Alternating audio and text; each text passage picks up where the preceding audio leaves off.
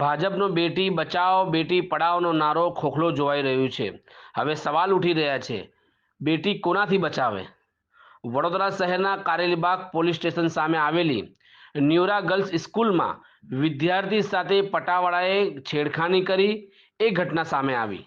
જ્યારે આ જ બનાવ વારવાર બન્યા છતાં પણ સ્કૂલના સત્તાધીશ તરફથી પટાવાળા સામે કોઈ જાતની કાર્યવાહી કરવામાં આવી નહીં। આજે ફરી એકવાર બનાવ બન્યો છે। વાલીઓ અને મુસ્લિમ અગ્રણીઓએ સ્કૂલના પટાવાળા સામે કાર્યવાહી કરવા માટે કારેલીબાગ પોલીસ સ્ટેશન ખાતે પહોંચ્યા।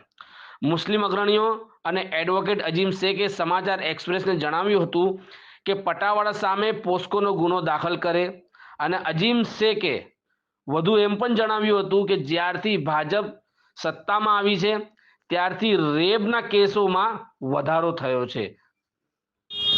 વકીલ સાહેબ, આજ રોજ ન્યુરા ગર્લ્સ સ્કૂલમાં શું બનાવ બન્યો? ગતરોજ કેટલા સમયથી સ્પેશિયલી આ ગર્લ્સ સ્કૂલ છે, અહીંયા છોકરીઓ સાથે એક ક્લર્ક હતો, એ છેડતી કરતો હતો, બોડીના દરેક અંગ પાસે હાથ લગાવે અને છેડતી કરે અને ગાલને ખેંચે અને આ રીતે હેરાનગતિ કરતો હતો।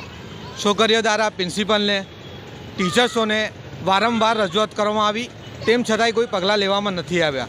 જેથી કાલે ફરીથી આ જ બનાવ બન્યો તો પેરેન્ટ્સ લોકો આજે પ્રિન્સિપાલને ટ્રસ્ટીને મળવા આવ્યા કે આવી રીતે અમારી છોકરીને હેરાનગતિ આ ક્લર્ક કરે છે।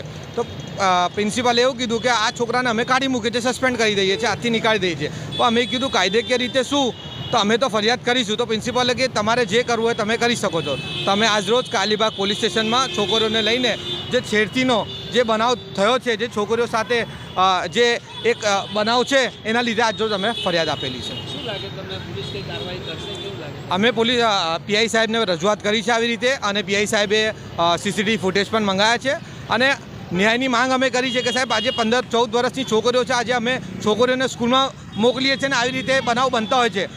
આની પહેલાં પણ હરની બોટકાંડ થયું ત્યારે ટીચર્સો અને સ્કૂલના જે કર્મચારીઓ હતા એ તો બચી ગયા અને છોકરાઓ જતા રહ્યા। કાલ ઉઠીના છોકરીઓ સાથે કોઈ બીજો બનાવ બને તો એની જવાબદારી કોની? જેથી આ સ્કૂલ ઉપર કે આ ક્લર્ક ઉપર પગલાં લેવા જોઈએ એવો અમારું અભિપ્રાય પોલીસને અમે આપ્યો। નારો છે બેટી બચાવો બેટી પઢાઓ, સૌથી વધારે શું લાગે છે એ નારો ખોખલો જોવાઈ રહ્યો છે? સૌથી વધારે ભાજપ સરકારમાં છોકરીઓનો દુરુપયોગ થયો છે। સૌથી વધારે તમે રેપના કાંડ જો, તમે છેડતીના કાંડો, જ્યારથી આ ભાજપ સરકાર આ સત્તામાં આવી છે ત્યારથી છોકરીઓની પાછળ જ સી ટીમ ખાલી નામની ઊભી કરી છે, પરંતુ સી ટીમ દ્વારા પણ કોઈ કામ કરવામાં નથી આવતો। આવી રીતે છોકરીઓને છેડતી થાય છે પણ સી ટીમ દ્વારા કોઈ એક્શન લેવામાં નથી આવતું। હજુ છોકરીઓ આટલી કહે છે તો પોલીસવાળા આવું કહે છે કે ભાઈ અમને સીસીટીવી ફૂટેજ જોવું પડશે, છેડતી થઈ છે કે નહીં થઈ, પણ પ્રાઇમરી એવિડન્સ એ છોકરી કે એ હોય કે ભાઈ મારી છેડતી થઈ છે ને મારી સાથે આવો બનાવ બની રહ્યો છે। આજે 13 થી 14 વર્ષની ઉંમર છે એમની, છોકરીઓ ખોટું તો કહેશે નહીં। તેમ છતાંય પોલીસને એવું છે કે ભાઈ અમે સીસીટીવી ફૂટેજ પ્રમાણે જે કંઈ કાયદેસર રીતે હશે એ અમે કરીશું। તો અમે કીધું કંઈ વાંધો। અઝીમ શેખ, એડવોકેટ। आज रोज न्यूरा गर्ल्स स्कूल में शू बनाव बन्यो? आज रोज न्यूरा गर्ल्स में आज नहीं, ये कई दिनों से चल रहा है। वहाँ का प्यून लड़कियों के साथ बदतमीज़ी कर रहा है, उनको लाइन में से निकाल कर साइड पे खड़ा रख रहा है, उनके आई कार्ड खींच रहा है, उनके सीने पे हाथ मार रहा है, उनके साथ गलत हरकतें कर रहा है। तो बच्चियों ने प्रिंसिपल को बताया, फिर भी कुछ एक्शन नहीं लिया, उसको निकाल देंगे ऐसा करके। तो फिर 15 दिन से उनके साथ ये हरकतें हो रही है।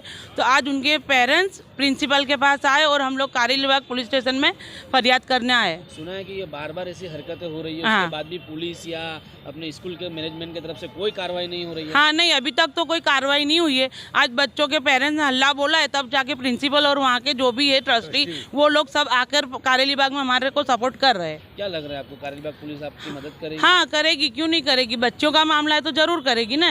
अगर उसके बाद भी अगर नहीं करे तो आप क्या? हाँ, सीपी साहब वहाँ करेंगे, हम कमिश्नर ऑफिस जाएंगे। अगर वो नहीं हुआ तो हम कोर्ट थ्रू करेंगे, कुछ भी करेंगे। बच्चों का अभी तो बेटी बचाओ बेटी पढ़ाओ है, तो फिर बेटी को बचाना है हमको।